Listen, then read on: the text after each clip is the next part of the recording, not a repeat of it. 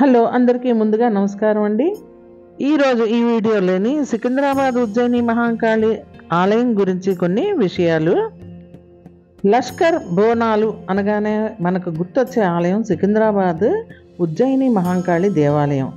ఈ మహిమాన్విత పుణ్యక్షేత్రానికి బీజం పడింది ఎప్పుడు అంటే ఆలయ నిర్మాణానికి శ్రీకారం చుట్టింది ఎవరు అనేది కూడా ఇప్పుడు తెలుసుకుందాం.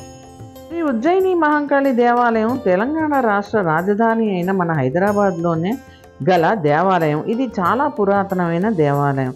ప్రతిరోజు దేవతలకు ఇక్కడ ఆరాధన జరుగుతుంది. లష్కర్ బోనాలు తెలుగు రాష్ట్రాల ప్రజలందరికీ ఈ పేరు సుపరిచితమే. హైదరాబాద్ బోనాలు అనగానే లష్కర్ బోనాలు అనే పేరు మార్మోగిపోతుంది కదా. సికింద్రాబాద్ ఉజ్జయిని మహాకాళి ఆలయంలో జరిగే బోనాల పండుగని లష్కర్ బోనాలుగా పిలుస్తూ ఉంటారు. మహాకాళి అమ్మవారికి బోనాలు సమర్పిస్తే ఎలాంటి బాధలు ఉండవని, ప్రజలు సుఖ సంతోషాలతో సుభిక్షంగా ఉంటారని భక్తుల నమ్మకం. అందుకే తమను తమ కుటుంబాలను చల్లగా చూడాలని కోరుతూ మహాకాళి అమ్మవారికి పూజలు చేసి బోనాలు సమర్పిస్తూ ఉంటారు. అయితే సికింద్రాబాద్లోని మహాకాళి అమ్మవారికి ఉజ్జయిని మహాకాళి అనే పేరు ఎందుకు వచ్చింది, ఆ పేరు వెనుక ఉన్న కథ ఏమిటో ఇప్పుడు మనం తెలుసుకుందాం. సికింద్రాబాద్ ఉజ్జయిని మహాకాళి ఆలయ చరిత్ర. బ్రిటిష్ ఆర్మీలో పనిచేసే ఓ ఉద్యోగి సికింద్రాబాద్ ఉజ్జయిని మహాకాళి ఆలయ నిర్మాణానికి శ్రీకారం చుట్టారట. ఇంతకీ ఆర్మీ ఉద్యోగికి ఆలయ నిర్మాణానికి ఏమిటి సంబంధం అనే అనుమానం మనందరికీ కలుగుతుంది కదా. అసలు విషయం ఏంటంటే సికింద్రాబాద్లోని పాత బోయిగూడకు చెందిన సురటి అప్పయ్య బ్రిటిష్ ఆర్మీలో పనిచేసేవాడు. ముందు సికింద్రాబాద్లోనే ఉద్యోగం చేసిన ఆయన 1813లో మధ్యప్రదేశ్లోని ఉజ్జయిని ప్రాంతానికి ట్రాన్స్ఫర్ చేశారు. ఆయన అక్కడ విధుల్లో చేరిన కొద్ది రోజుల్లోనే ఉజ్జయిని ప్రాంతంలో కలరా వ్యాధి వ్యాపించిందిట. వేలాది మంది ప్రాణాలు కూడా కోల్పోయారు.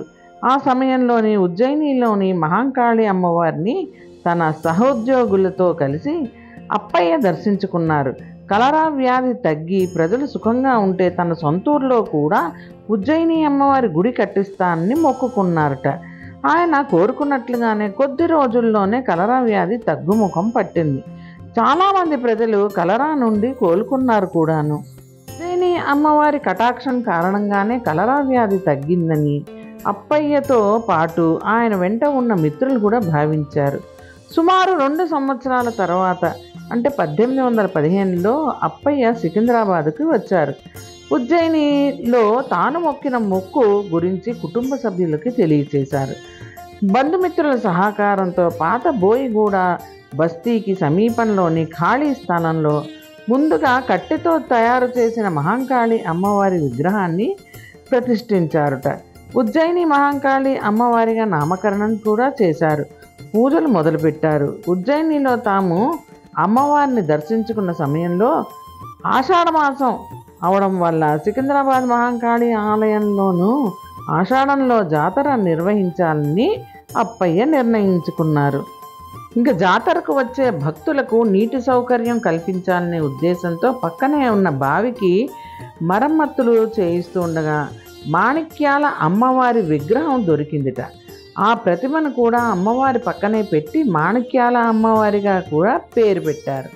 ఆ తర్వాత అప్పయ్య కుటుంబ సభ్యులు ఆధునిక ఆలయ నిర్మాణాన్ని కూడా చేపట్టారు. అమ్మవారి విగ్రహాలను నూతనంగా ఏర్పాటు చేశారు. అప్పటి నుంచి ఇక్కడ శాస్త్రోక్తంగా నిత్య పూజలు జరుగుతూనే ఉన్నాయి. మహాకాళి అమ్మవారి చేతిలో ఖడ్గంతో, మరో చేతిలో భరిణతో దర్శనమిస్తూ ఉంటుంది.